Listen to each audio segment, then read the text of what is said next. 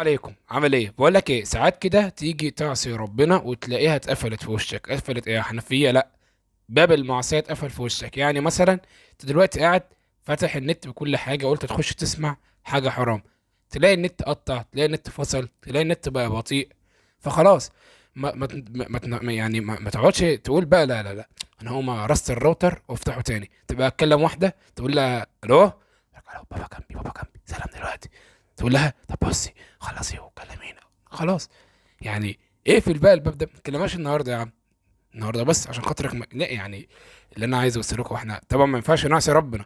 و هيجي يقول لك طب ما طالما ربنا عايزني كده، ما يغيرني من عنده ويهديني. ان الله لا يغير بقوم حتى يغيروا ايه ما بانفسهم. انت فاهم قصدي؟ بس اللي انا عايز اقوله لك ان ساعات كده ربنا يجي يقفل في وشك باب المعصيه، تيجي تسمع اغنيه معينه يظهر في وشك قران، تبقى خارج تقابلها تلاقي واحد بيقول لك اتق الله، تلاقي ايه قدامك، تلاقي موعظه قدامك. فلا تستسلم لهذه الاشياء وتكمل وتسير في طريق المعصيه. ربما لا تدري هذه كانت رسالات اليك، لانك كنت ستموت على هذه الحال. فالله سبحانه وتعالى احبك، ولذا عصمك، ولذا عصمك. ان الله اذا احبهم عصمهم.